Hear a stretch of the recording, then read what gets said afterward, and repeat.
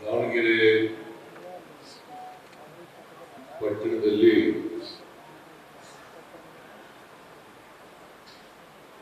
ಮೂವತ್ತೆಂಟನೇ ಕಾರ್ಯನಿರತ ಪತ್ರಕರ್ತರ ಸಮ್ಮೇಳನ ನಡೆಯುತ್ತಾ ಇದೆ. ಈ ಸಮ್ಮೇಳನದಲ್ಲಿ ಅತ್ಯಂತ ಸಂತೋಷದಿಂದ ಭಾಗಿಯಾಗಿದ್ದೇನೆ ಅಂತಕ್ಕಂಥ ಮಾತುಗಳನ್ನು ಹೇಳಲಿಕ್ಕೆ ಬಯಸ್ತಾ ಇದ್ದೇನೆ. 2 ದಿನಗಳ ಕಾಲ ಈ ಸಮ್ಮೇಳನ ನಡೆಯಿತು, ಇವತ್ತು ಮತ್ತು ನಾಳೆ.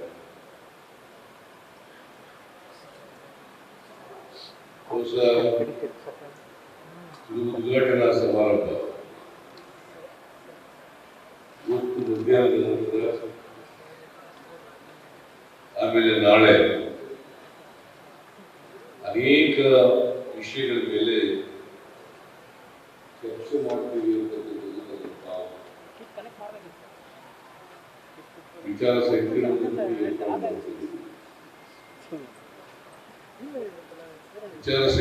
ಅಂತಂದ್ರೆ ಮತ್ತೆ ಸಮ್ಮೇಳನ ಮಾಡೋದು ಅಂತಂದ್ರೆ ಇಲ್ಲಿವರೆಗೆ ಪತ್ರಿಕೋದ್ಯಮ ನಡೆದು ಬಂದಿರ್ತಕ್ಕಂಥ ಮುಂದೆ ಯಾವ ರೀತಿ ಇದು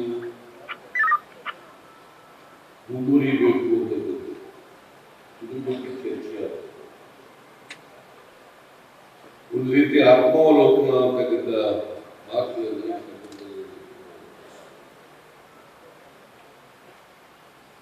ಡಿ.ವಿ. ಗುಡ್ಡಪ್ಪನವರು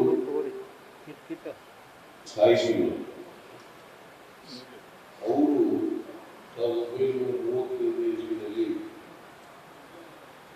ಈ ಕಾರ್ಯನಿರತ ಪತ್ರಕರ್ತರ ಸಂಘವನ್ನು ಸ್ಥಾಪನೆ ಮಾಡಿದರು. ಈ ಕೆಲವೇ ವರ್ಷಗಳಲ್ಲಿ ಶತಮಾನೋತ್ಸವ ಆಚರಣೆ ಮಾಡತಕ್ಕಂಥ ಪರಿಸ್ಥಿತಿ.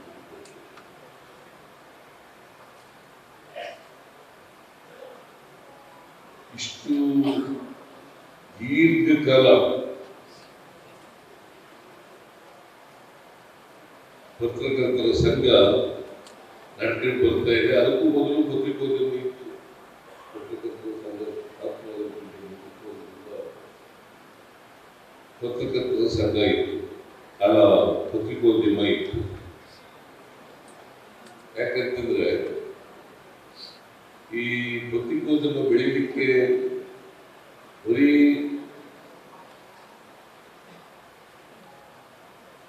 ಜರ್ನಲಿಸಂ ಓದಿದವರು ಅಷ್ಟೇ ಅಲ್ಲ,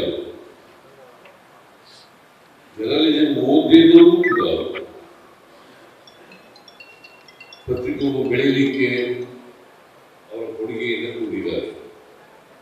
ಈಗ ಮಹಾತ್ಮ ಗಾಂಧೀಜಿ, ಬಾಬಾ ಸಾಹೇಬ್ ಅಂಬೇಡ್ಕರ್ ಅವರೆಲ್ಲರೂ ಕೂಡ ಸ್ವತಃ ಪತ್ರಕರ್ತರಾಗಿ ಒಂದು ವರ್ಗದ ಜನರ ಬಗ್ಗೆ ಜನರಿಗೆ ತಿಳಿಸ್ತಕ್ಕಂಥ ಅವರ ಆರ್ಥಿಕ ಸಾಮಾಜಿಕ ಸ್ಥಿತಿಗತಿಗಳನ್ನು ತಿಳಿಸ್ತಕ್ಕಂಥ ಅವ್ರು ಏನಾಗಬೇಕು ಅಂತಕ್ಕಂಥದ್ರ ಬಗ್ಗೆ ಜನಜಾಗೃತಿ ಮಾಡ್ತಕ್ಕಂಥ ಕೆಲಸವನ್ನು ಮಾಡ್ತಾರೆ. ನಾವು 2 ಭಾಗವಾಗಿ ನೋಡಬಹುದು. ಪತ್ರಿಕೋದ್ಯಮವನ್ನ ಸ್ವಾತಂತ್ರ್ಯ ಪೂರ್ವದಲ್ಲಿ ಇದ್ದಂಥ ಪತ್ರಿಕೋದ್ಯಮ, ನಂತರ ಸ್ವಾತಂತ್ರ್ಯ ನಂತರ ಪತ್ರಿಕೋದ್ಯಮ. ಸ್ವಾತಂತ್ರ್ಯ ಪೂರ್ವದಲ್ಲಿ ಬಹಳ ಮುಖ್ಯವಾಗಿ ಈ ದೇಶಕ್ಕೆ ಸ್ವಾತಂತ್ರ್ಯ ಬೇಕು ಅಂತಕ್ಕಂಥದ್ರ ಬಗ್ಗೆ ಹೆಚ್ಚು ಮಾಧ್ಯಮ ಮೂಲಕ ಜನರಿಗೆ ತಿಳಿಸ್ತಕ್ಕಂಥ ಪ್ರಯತ್ನವನ್ನು ಮಾಡ್ತಾ ಇತ್ತು. ಜನಜಾಗೃತಿಯನ್ನು ಮಾಡ್ತಕ್ಕಂಥ ಕೆಲಸವನ್ನು ಮಾಡ್ತಾ ಇತ್ತು. ಸ್ವಾತಂತ್ರ್ಯ ಬಂದ ಮೇಲೆ, ಸ್ವಾತಂತ್ರ್ಯ ಸಿಕ್ಕಿದ ಮೇಲೆ ಇದೆ ಹೆಚ್ಚಾಗಿ ಪ್ರಜಾಪ್ರಭುತ್ವವನ್ನ ಕಾಯ್ತಕ್ಕಂಥ, ಸಂವಿಧಾನವನ್ನ ಕಾಯ್ತಕ್ಕಂಥ, ಮತ್ತೆ ಅಭಿವೃದ್ಧಿ ಇವತ್ತು ಯಾವ ದಿಕ್ಕಲ್ಲಿ ಸಾಗ್ತಾ ಇದೆ, ಅಭಿವೃದ್ಧಿ ಹೇಗೆ ಆಗ್ಬೇಕು, ಯಾರ ಅಭಿವೃದ್ಧಿ ಆಗ್ಬೇಕು, ಇದನ್ನ ಜನರಿಗೆ ತಿಳಿಸ್ತಕ್ಕಂಥ ಪ್ರಯತ್ನವನ್ನು ಈಗಾಗಲೇ ಹೇಳಿದ್ರು, ಜನರ ನಿರೀಕ್ಷೆಗಳು ಬಹಳಷ್ಟು ಇದಾವೆ. ಜನರಿಗೆ ಪತ್ರಿಕೋದ್ಯಮದ ಮೂಲಕ ನಮಗೆ ನ್ಯಾಯ ಸಿಗ್ತದೆ ಅಂತಕ್ಕಂಥ ಭಾವನೆಗಳಿದ್ದಾವೆ.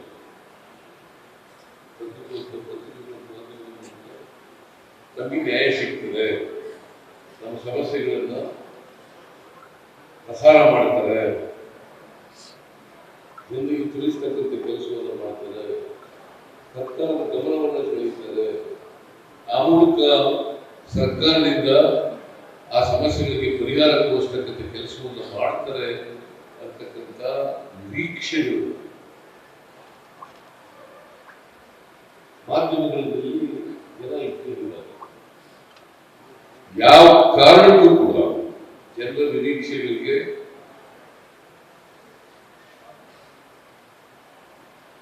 ಇವತ್ತು ಆ ನಿರೀಕ್ಷೆ ಸುಳ್ಳಾಗಬಾರದು,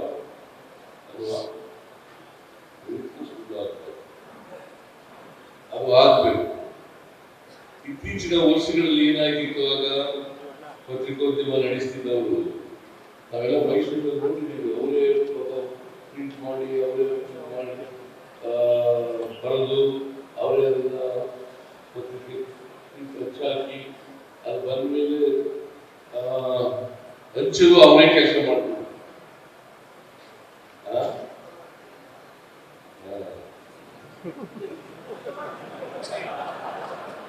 ಈಗ ಅದರ ಪರಿಸ್ಥಿತಿ ಇಲ್ಲ. ಈಗ ತಂತ್ರಜ್ಞಾನ ವಿಜ್ಞಾನ ಬಹಳ ಬೆಳೆದಿದೆ. ಹಾಗಾಗಿ ಇವತ್ತಿನ ಪರಿಸ್ಥಿತಿಗೂ ಅವತ್ತಿನ ಪರಿಸ್ಥಿತಿಗೂ ಅಧಿಗಜಾಂತರ ವ್ಯತ್ಯಾಸ ಇದೆ. ಏನೇ ವಿಜ್ಞಾನ ಬೆಳೆದರೂ ಕೂಡ ಪತ್ರಿಕೋದ್ಯಮದ ಬೆಳವಣಿಗೆಗೆ ಬೆಳೆದಿದೆ ಅಂತ ಹೇಳಿ ನಾವು ಮಾಡ್ಕೊಳ್ಬೇಕಾಗ್ತದೆ. ಪತ್ರಿಕೋದ್ಯಮದ ಬೆಳವಣಿಗೆಗೆ ಅಗತ್ಯಳಿ ಪತ್ರಿಕೋದ್ಯಮದ ಉದ್ದೇಶ ಸಫಲ ಆಗಬಾರದು, ಆಮೇಲೆ ಸಫಲ ಆಗಬೇಕು. ಪತ್ರಿಕೋದ್ಯಮದ ಉದ್ದೇಶ ಇದೆಯಲ್ಲ ಅದು ಸಫಲ ಆಗಬೇಕು. ಯಾವುದೇ ಸುದ್ದಿ ಇದೆಯಲ್ಲ ಆ ಸುದ್ದಿ ಹೇಗಿರ್ಬೇಕಪ್ಪ ಅಂತಂದ್ರೆ ಅದು ಸತ್ಯನಿಷ್ಠೆಯಿಂದ ಕೂಡಿರ್ತಕ್ಕಂಥ ಸುದ್ದಿ. ಸತ್ಯನಿಷ್ಠೆ ಸಾಧ್ಯವಾದವರಿಗೆ ನೂರಕ್ಕೆ ನೂರು ಸತ್ಯವನ್ನ ತಿಳಿಸ್ಲಿಕ್ಕೆ ಸಾಧ್ಯ ಆಗಿದ್ರು ಕೂಡ 90ಕ್ಕಿಂತ ಹೆಚ್ಚು ಭಾಗ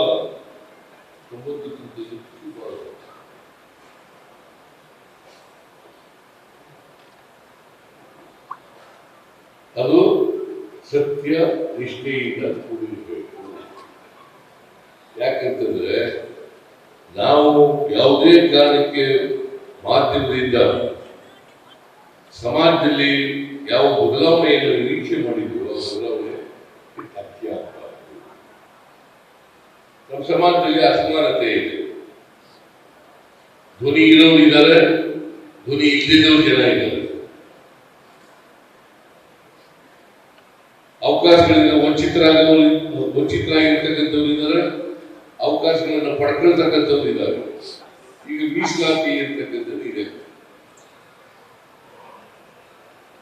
ಈಗ ಮೀಸಲಾತಿ ಸ್ವಾತಂತ್ರ್ಯ ಬಂದ ಮೇಲೆ, ಸಂವಿಧಾನ ರಚನೆ ಆದಮೇಲೆ ಮೀಸಲಾತಿ ವಿದ್ಯಾರ್ಥಿಗಳಿಗೆ, ಪರಿಶಿಷ್ಟ ವರ್ಗದವರಿಗೆ, ಹಿಂದುಳಿದವರಿಗೆ, ಅಲ್ಪಸಂಖ್ಯಾತರಿಗೆ, ಎಲ್ಲ ಬಡವರಿಗೆ ಮೀಸಲಾತಿ ಸಿಗ್ತದೆ.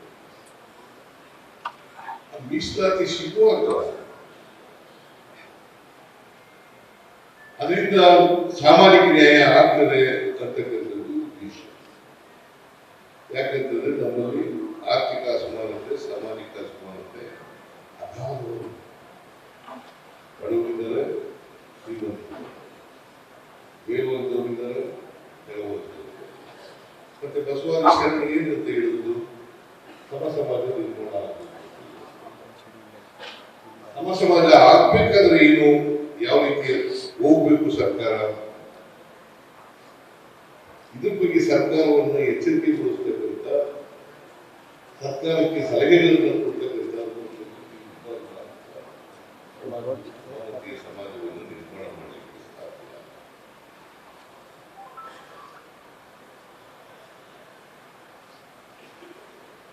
ಅದಕ್ಕೆ ಪೂರಕವಾಗಿ ವಸ್ತುನಿಷ್ಠವಾಗಿ ಸತ್ಯನಿಷ್ಠವಾಗಿ ನಿಮ್ಮ ಪ್ರತಿನಿಧಿಗಳು ಕೆಲಸ ಮಾಡಿದ್ರೆ ಬದಲಾವಣೆ ತರಲಿಕ್ಕೆ ಸಾಧ್ಯ.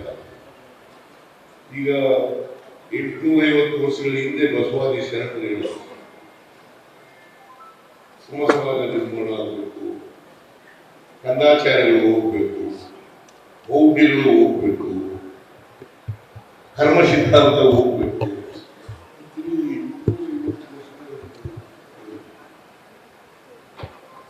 ಇನ್ನೂ ಕೂಡ ಕಂದಾಚಾರ್ಯಗಳಿದ್ದಾವೆ, ಮೌಢ್ಯಗಳಿದ್ದಾವೆ. ಸರ್ಕಾರ ಇದ್ದಾಗ ಮೌಢ್ಯ ನಿಷೇಧ ಕಾಯ್ದೆಯನ್ನು ಮಾಡಿದೆ.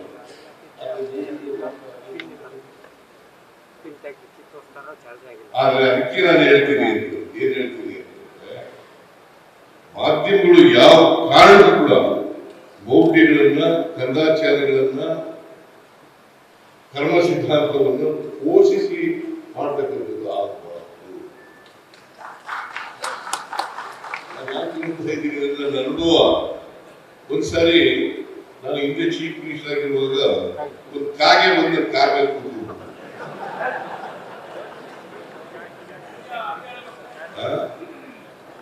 ಹಾಗೆ ಟಿವಿನಲ್ಲಿ ಚರ್ಚೆ, ಸಿದ್ದರಾಮಯ್ಯನವರು ಅವ್ರ ಕಾರ್ ಮೇಲೆ ಕಾಗೆ ಕೂತ್ಕೊಂಡು ಮುಖ್ಯಮಂತ್ರಿಯಾಗಿ ಉಳಿತರ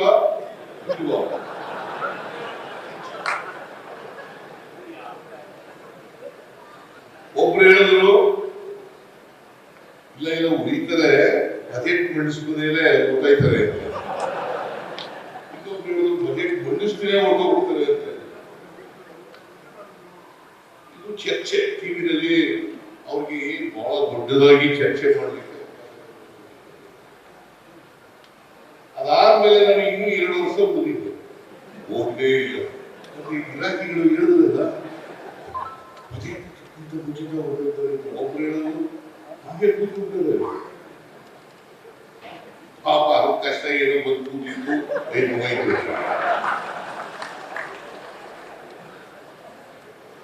ಆಮೇಲೆ ಚಾಮರಾಜನಗರಕ್ಕೆ ಹೋದ್ರೆ ಮುಖ್ಯಮಂತ್ರಿಗಿರಿ ಹೊರಟೋಗ್ಬಿಡ್ತದೆ. ಅದನ್ನ ಅಲ್ಲಿ ಬರ್ತೀವಲ್ಲ ಜನ ಎಲ್ಲ ಬರ್ತೀವಲ್ಲ, ಕರ್ನಾಟಕದ ಜಿಲ್ಲೆಯಲ್ಲಿ ಅಲ್ಲಿ ಮಾತ್ರ ಯಾರು ಮಾಡಲ್ವಾ? ಮತ್ತೆ ಅದಕ್ಕೆ ನೀವು ಕೂರ್ಕೋ ಬರೆಯಲ್ಲ.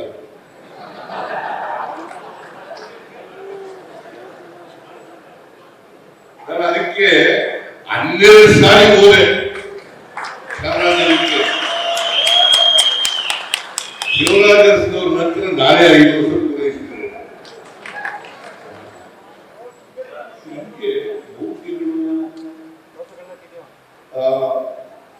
ಕಂದಾಚಾರ್ಯಗಳು ಈಗ ಬಹಳ ಜನ ಹೇಳ್ತಾರೆ, ಅದೆಲ್ಲ ನೀವು ಸ್ವಲ್ಪ ಹೇಳ್ಬೇಕು, ಅವ್ರಿಗೆ ಖಂಡಿಸ್ಬೇಕಂತ ಹೇಳ್ತಾರೆ.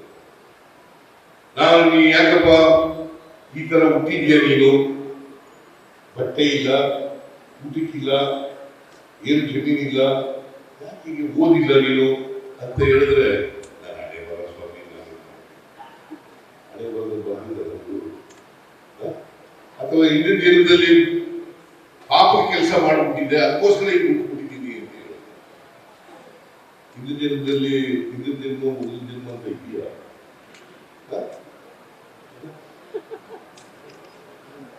ಯಾವ ಜನ್ಮನೂ ಇಲ್ಲ, ಹಿಂದೇನೂ ಇಲ್ಲ, ಮುಂದೇನೂ ಇಲ್ಲ.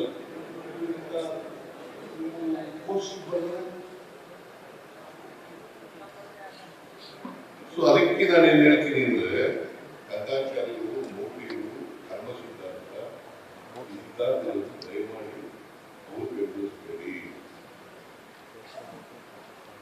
ಮತ್ತು ಜನರಿಗೆ ಶಕ್ತಿ ಹೇಳಬೇಕಲ್ಲ, ಜನರ ನಿರೀಕ್ಷೆ ಏನು? ನೀವು ಯಾರಿಗೆ ಧ್ವನಿ ಇಲ್ಲ ಅವರು ಧ್ವನಿಯ ಕೆಲಸ ಮಾಡಬೇಕು. ಆಮೇಲೆ ನಾವು ಗ್ಯಾರಂಟಿಗಳು ಮಾಡಿದ್ರೆ ಅನ್ನಭಾಗ್ಯ, ಕ್ಷೀರಭಾಗ್ಯ, ಕೃಷಿ ಭಾಗ್ಯ, ಪಶು ಭಾಗ್ಯ, ಆಮೇಲೆ ಶಕ್ತಿ ಯೋಜನೆ, ಗೃಹ ಜ್ಯೋತಿ, ಗೃಹ ಲಕ್ಷ್ಮಿ, ಇವೆಲ್ಲ ಮಾಡಿದ್ರೆ ಬಿಟ್ಟಿ ಯೋಜನೆಗಳು ಅಂತ ಯಾರು ಹೇಳೋದು ನೀವು ಬರ್ಬೋದು. ಬಿಟ್ಟಿ ಯೋಜನೆಗಳು, ಬಿಟ್ಟಿ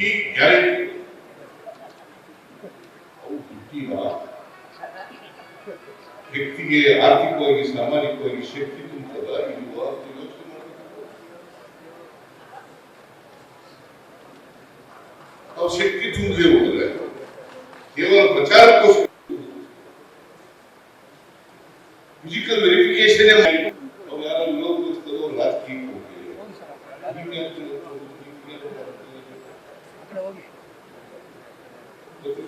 ರಾಜಕೀಯ ಅಪ್ರಯೋಜಕ ಇದ್ರೆ ಅಪ್ರಯೋಜಕ ಅಂತ ಬರೀಬೇಕು. ಈಗ ಮನೆ ಯಜಮಾನಿಗೆ 2,000 ರೂಪಾಯಿ ಕೊಡ್ತೀವಿ ಗೃಹಲಕ್ಷ್ಮಿ ಕಾರ್ಯಕ್ರಮದಲ್ಲಿ. 2,000 ರೂಪಾಯಿ ಆಗುತ್ತೆ ಆದಾಯ ಇದೆ.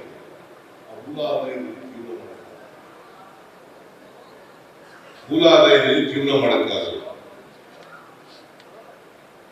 ಇವತ್ತು ಬೆಲೆ ಏರಿಕೆ ಇದೆ, ನಿರುದ್ಯೋಗ ಸಮಸ್ಯೆ ಇದೆ, ರೈತರಿಗೆ ಅನೇಕ ಸಮಸ್ಯೆಗಳಿದ್ದಾವೆ, ಮಹಿಳೆಯರಿಗೆ ಅನೇಕ ಸಮಸ್ಯೆಗಳಿದ್ದಾವೆ. ಜೀವನ ಮಾಡಕ್ಕಾಗಲ್ಲ. ಅದಕ್ಕೋಸ್ಕರ ಅವ್ರಿಗೆ ಕೊಂಡ್ಕೊಳ್ತಕ್ಕಂಥ ಶಕ್ತಿ ಹೆಚ್ಚಾಗಲಿ ಅಂತ 2,000 ರೂಪಾಯಿ ಅವರ ಜೀವನ ಸುಗಮ ಆಗಲಿ ಅನ್ನೋ ಕಾರಣಕ್ಕೋಸ್ಕರ ಮಾಡ್ತಾ ಇದ್ದಾರೆ. ಈಗ ಪ್ರತಿ ತಿಂಗಳಿಗೆ 4ರಿಂದ 5,000 ರೂಪಾಯಿಗಳನ್ನು ಗ್ಯಾರಂಟಿ ಸಿಗ್ತಾರೆ ಪ್ರತಿ ತಿಂಗಳಿಗೆ. ಈಗ ಬಡ ಕುಟುಂಬದವರಿಗೆ ಇದನ್ನು ಕೊಟ್ಟರೆ ನಾವು ಪಕ್ಷಾತೀತವಾಗಿ ಕೊಡ್ತಾ ಇದ್ದೀವಿ. ಬಿಜೆಪಿ ಪಕ್ಷದವರು ತಗೋತಾರೆ,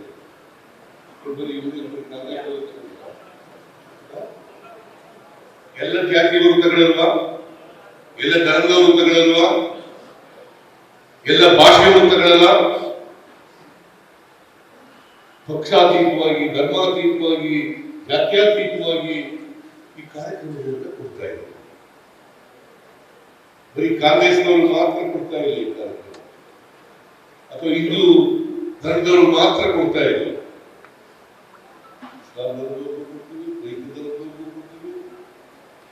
ಎಲ್ಲ ಜಾತಿಗಳಿರ್ತಕ್ಕಂಥ ಬಡವರಿಗೂ ಕೊಡ್ತೀವಿ.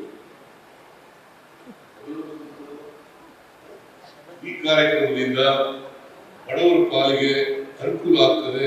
ನಾನು ಹೇಳಿದೆ ಅಂತ ಬರೀಬೇಡಿ,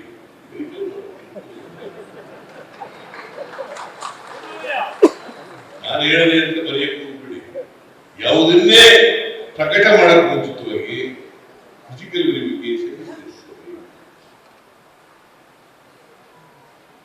ಇದು ಮಾಡ್ತಕ್ಕಂಥ ಕೆಲಸವನ್ನು ಮಾಡಬೇಕು. ಹಾಗಾದ್ರೆ ಮಾತ್ರ ಸಮಾಜದಲ್ಲಿ ಸುಧಾರಣೆಯನ್ನು ತರಲಿಕ್ಕೆ ಸಾಧ್ಯ. ಯಾಕಂದ್ರೆ ಇವತ್ತಿಗೂ ಕೂಡ ಸಮಾಜ ಸುಧಾರಣೆ ಆಗಬಾರದು, ಸಮಾಜ ನಿರ್ಮಾಣ ಆಗ್ಬಿಟ್ರೆ, ಎಲ್ರಿಗೂ ಆರ್ಥಿಕವಾಗಿ ಸಾಮಾಜಿಕವಾಗಿ ಶಕ್ತಿ ಬಂದ್ಬಿಟ್ರೆ ಶೋಷಣೆ ಮಾಡಲಿಕ್ಕೆ ಅವಕಾಶ ಸಿಗಲ್ಲ ಅಂತಕ್ಕಂಥ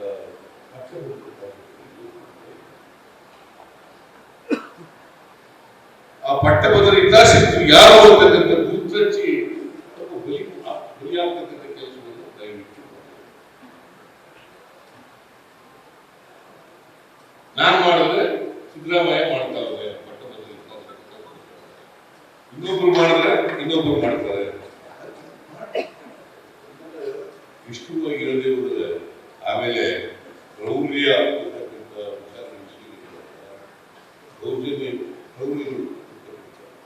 ಗಂಡ ಹೆಂಡತಿ ಜಗಳಾಡಿದ್ರೆ ಅದೇ ಬೆಳಿಗ್ಗೆ ಸಾಯಂಕಾಲ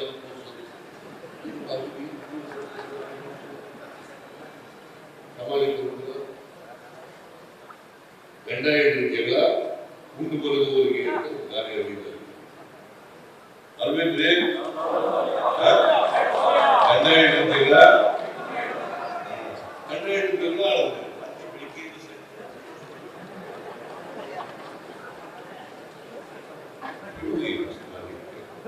ಸಮಾಜಕ್ಕೆ ಉಪಯೋಗ ಆಗ್ತಕ್ಕಂಥ ವಸ್ತುನಿಷ್ಠವಾಗಿರ್ತಕ್ಕಂಥ ಸತ್ಯನಿಷ್ಠವಾಗಿರ್ತಕ್ಕಂಥ ವಿಚಾರಗಳನ್ನ ಸಾಧ್ಯವಾದ ಮಟ್ಟಿಗೆ ಪ್ರಯತ್ನ ಮಾಡಿ. ಅದಕ್ಕೆ ಇನ್ವೆಸ್ಟಿಗೇಟಿವ್ ಮಾಡಿ ಸುದ್ದಿಗಳನ್ನ ಫಿಸಿಕಲ್ ವೆರಿಫಿಕೇಶನ್ ಮಾಡಿ ಜನರಿಗೆ ತಿಳಿಸ್ತಕ್ಕಂಥ ಕೆಲಸ. ಇವತ್ತು ಬಹಳ ವೇಗವಾಗಿ ಬೆಳೀತಾರೆ. ಆಮೇಲೆ ಇತ್ತೀಚೆಗೆ ಏನಾಗ್ತದೆ, ಈ ಮಾಧ್ಯಮ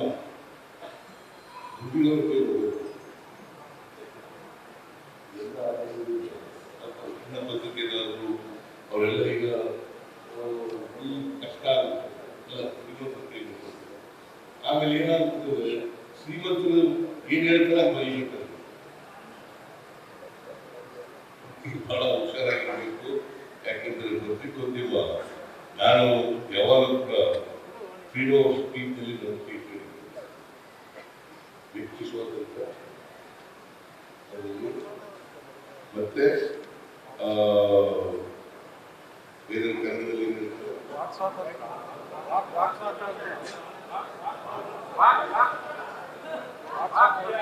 ಅಭಿವ್ಯಕ್ತಿ ಸ್ವಾತಂತ್ರ್ಯ. ಅಭಿವ್ಯಕ್ತಿ ಸ್ವಾತಂತ್ರ್ಯದಲ್ಲಿ ಅಪಾರವಾದ ಯಾವ ಕಾರಣಕ್ಕೂ ಕೂಡ ಅಭಿವ್ಯಕ್ತಿ ಸ್ವಾತಂತ್ರ್ಯಕ್ಕೆ ಧಕ್ಕೆ ಆಗಬಾರದು. ಅದಕ್ಕೆ ಅಡ್ಡ ಬರ್ತಕ್ಕಂಥ ಕೆಲಸ ಆಗಬಾರದು. ಅದಕ್ಕೆ ನಾನು ಮೊದಲಿದ್ದು ಕೂಡ ಈ ಅಭಿವ್ಯಕ್ತಿ ಸ್ವಾತಂತ್ರ್ಯ ಇದೆಲ್ಲ ಸಂವಿಧಾನದಲ್ಲಿ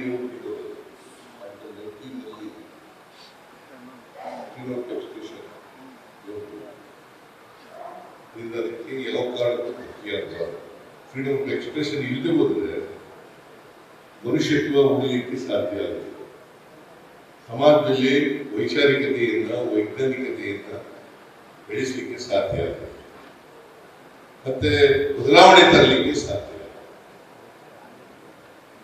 ವ್ಯಕ್ತಿಗೆ ತನ್ನ ಅಭಿಪ್ರಾಯವನ್ನು ಹೇಳ್ತಕ್ಕಂಥ ಸ್ವಾತಂತ್ರ್ಯ ಇರಬೇಕು.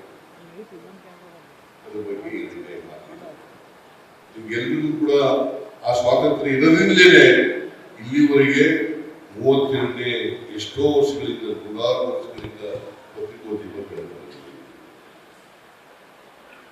ಸಂವಿಧಾನದಲ್ಲೂ ಕೂಡ ಬಾಬಾ ಸಾಹೇಬ್ ಅಂಬೇಡ್ಕರ್ ಅವರು ಅದನ್ನ ಬಹಳ ಸ್ಪಷ್ಟವಾಗಿ ಆರ್ಟಿಕಲ್ 19 ಸೆವೆನ್ ಫ್ರೀಡಮ್, ಆ 7 ಫ್ರೀಡಮ್ಸ್ನಲ್ಲಿ ಇದು ಒಂದು ಫ್ರೀಡಮ್ ಆಫ್ ಎಕ್ಸ್ಪ್ರೆಷನ್ ಕೂಡ. ಇದನ್ನ ನಾವು ಜ್ಞಾಪಕದಲ್ಲಿ ಇಟ್ಟುಕೊಂಡು ನೀವೆಲ್ಲರೂ ಕೂಡ ಈ ಸಮಾಜದಲ್ಲಿ ಬದಲಾವಣೆ ತರತಕ್ಕಂಥ ಪ್ರಯತ್ನಕ್ಕೆ ನೀವೆಲ್ಲ ಸಹಕಾರಿಗಳಾಗಬೇಕು ಅಂತಕ್ಕಂಥ ಮಾತುಗಳನ್ನು ಈ ಸಂದರ್ಭದಲ್ಲಿ ಹೇಳಿ, ಸಹಕಾರ ನಿಮಗೆ ಈಗ ನಾನು ಮುಖ್ಯಮಂತ್ರಿ ಆಗಿರ್ಬೋದು, ನಿಮಗೆ ಮಾಶಾಸನ ಇತ್ತು ಬರ್ತಕ್ಕಂಥ 6,000 ರೂಪಾಯಿ 12,000 ರೂಪಾಯಿ. ಆಮೇಲೆ ಈ ವಿತರಕರಿದ್ದಾರಲ್ಲ ಅವ್ರಿಗೆ ಈ ಸರಿ ಮೊದಲನೇ ಸಾರಿ ರಾಜ್ಯೋತ್ಸವ ಪ್ರಶಸ್ತಿ ಕೊಡಬೇಕು. ಅತ್ಯಂತ ನಿಮ್ಮ ಪತ್ರಿಕೋದ್ಯಮದಲ್ಲಿ ಅವ್ರದ್ದು ಪಾತ್ರ ಇರ್ತದೆ, ಅವ್ರದ್ದು ಕೊಡುಗೆ ಇರ್ತದೆ. ಆ ವಿತರಕರು ಪಾಪ ಸೈಕಲ್ ಹೊಡ್ಕೊಂಡು ನಡ್ಕೊಂಡು ಎಲ್ಲ ಪತ್ರಿಕೆ ಹಂಚ್ತಾರೆ. ಪತ್ರಿಕೆ ಬೆಳವಣಿಗೆಗೆ ಅವ್ರದ್ದು ಕೂಡ ಇರ್ತದೆ. ಅವ್ರಿಗೆ ಕೂಡ ರಾಜ್ಯೋತ್ಸವ ಪ್ರಶಸ್ತಿ ಕೊಡಬೇಕು ಅಂತೇಳಿ ಕೊಡ್ತಕ್ಕಂಥ ಕೆಲಸವನ್ನು ಮಾಡಿದ್ದೀವಿ. ಆಮೇಲೆ ಈ ಪತ್ರಕರ್ತರು ಮೃತರಾದರೆ ಅವರ ಕುಟುಂಬದವರಿಗೆ ನೀವು ಮಾಸಾಸನವನ್ನ 3,000 ರೂಪಾಯಿ 6,000 ರೂಪಾಯಿ.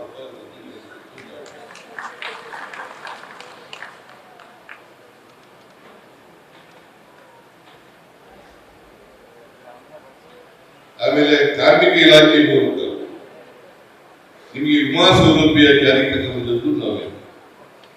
ಈಗ ಶಿವಾನಂದ ಮೊದಲಿಂದ ಹೇಳ್ತಾ ಇದ್ದಾರೆ ಏನಪ್ಪಾ ಅಂತಂದ್ರೆ ಈ ಗ್ರಾಮೀಣ ಪತ್ರಕರ್ತರು ಬಸ್ ಸೌಲಭ್ಯ ಉಚಿತವಾಗಿ ಪ್ರಯಾಣ ಮಾಡತಕ್ಕಂಥ ಅವಕಾಶ ಕಲ್ಪಿಸಿದ್ದಾರೆ. ಈ ಬಜೆಟ್ನಲ್ಲಿ ಅದರ ಬಗ್ಗೆ ಬಂದಿರುವುದು ಆಲೋಚನೆ ಮಾಡಿ ಸೂಕ್ತವಾದಂತಹ ನಿಮಗೆ ಅನುಕೂಲವಾದ ತೀರ್ಮಾನ.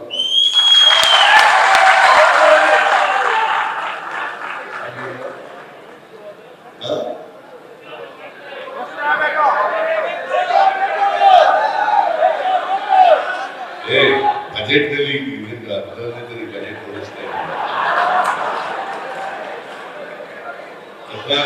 ಆಗುವಾಗ. ಸೊ ನಿಮ್ ಜೊತೆ ನಾವಿರ್ತೀವಿ.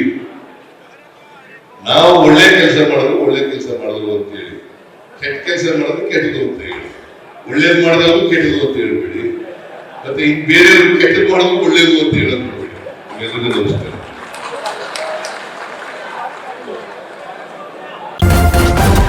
ನ್ಯೂಸ್ ಫಸ್ಟ್ ನಿರ್ಭೀತಿಯಿಂದ ನಿಮ್ಮ ಪರವಾಗಿ.